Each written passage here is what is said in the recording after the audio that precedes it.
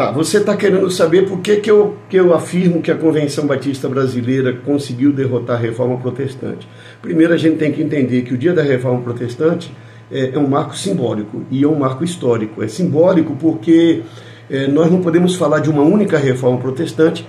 Há vários movimentos reformadores que ocorreram no mesmo período de tempo. Essa é uma questão importante. A segunda questão é um movimento histórico, porque ele marcou uma ruptura relevante na história da Igreja Católica, mas não só isso.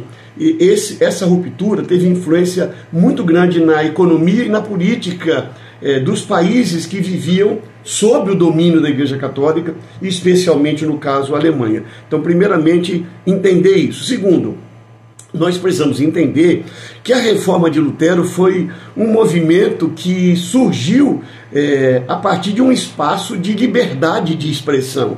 Então, havia na cidade de Wittenberg a universidade, e as pessoas podiam produzir as suas teses e afixar na frente da igreja de Wittenberg, e a partir dali se iniciava discussões, se defendia pontos de vista em busca de elucidar verdades. Então, precisamos lembrar desse ponto como um segundo pressuposto para o que eu vou afirmar em seguida.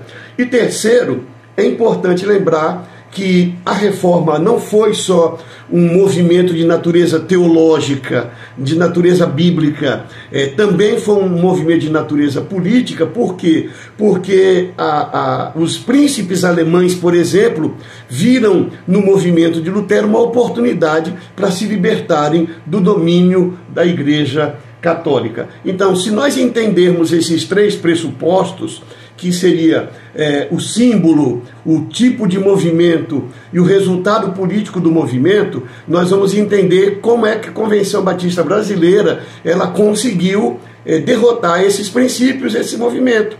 Primeiro, eu diria que a Convenção Batista Brasileira ela derrotou a Reforma Protestante quando na Assembleia em sua assembleia na cidade de Aracaju, a Associação Brasileira de Instituições Batistas de Educação Teológica, a ABIBET, que é uma organização que abriga seminários da Convenção Batista Brasileira, seminários estaduais, seminários batistas, ela propôs à Assembleia, e a Assembleia aprovou que o ensino de educação teológica em seminários batistas, eles estariam circunscritos à declaração doutrinária da Convenção Batista Brasileira. A declaração doutrinária é um documento político, é um documento que, primeiro, ele é uma sistematização de temas que estão na Bíblia, temas selecionados, doutrinários, primeiramente, não éticos, tá? Segundo, essa sistematização ela é aprovada em assembleia. Assembleia é símbolo de política. Ela é aprovada por voto, voto de maioria. Voto é algo político. Portanto, a declaração doutrinária é uma ferramenta política, porque ela é elaborada por um grupo, ela é aprovada por um grupo e ela é imposta como ferramenta de controle sobre um grupo. No momento em que eu digo que a declaração doutrinária é o limite do livre exame dentro do Seminário Batista, o livre exame das Escrituras ficou de fora.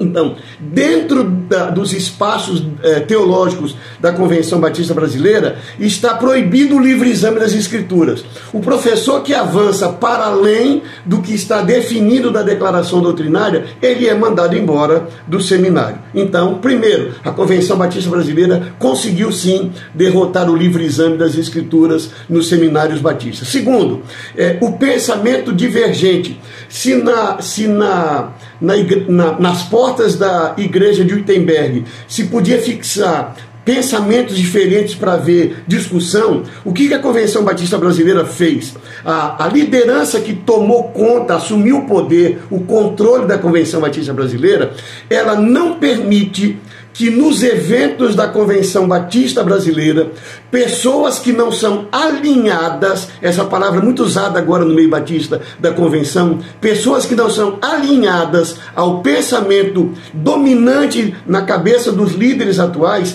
elas não têm espaço, elas não são convidadas para pregar na Assembleia da Convenção Batista Brasileira, elas não são convidadas para falar em eventos da Ordem dos Pastores, da União Feminina, elas não são convidadas para escrever para materiais da Convenção Batista Brasileira. A Convenção Batista Brasileira eliminou aquilo que no movimento da reforma era muito importante, que as pessoas podiam afixar na porta das igrejas. Agora você não pode entrar para discutir isso nos eventos da Convenção Batista Brasileira.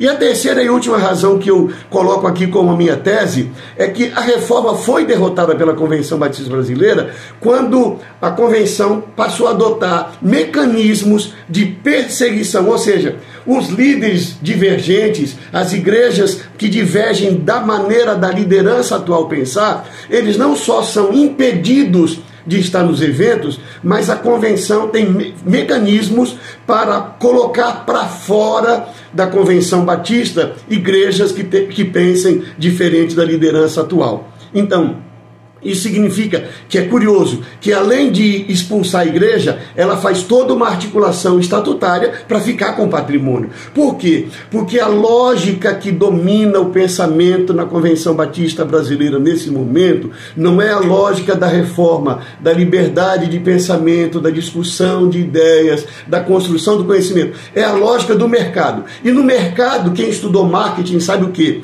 Você define um produto, você define um público e você vende o seu produto para aquele público. Assim também essa foi a lógica. E eu li numa matéria do The New York Times há 20, 25 anos atrás, quando a Convenção do Sul dos Estados Unidos começou a adotar essa estratégia de marketing, ou seja, definir um nicho de mercado. Nosso pensamento é esse, o nosso produto é esse pensamento, e nós vamos manter as pessoas no nosso produto, que é esse pensamento, e quem tem um pensamento diferente cai fora. Percebe porque eu defendo que a Convenção Batista Brasileira conseguiu derrotar os princípios básicos da reforma protestante iniciada historicamente por Martinho Lutero?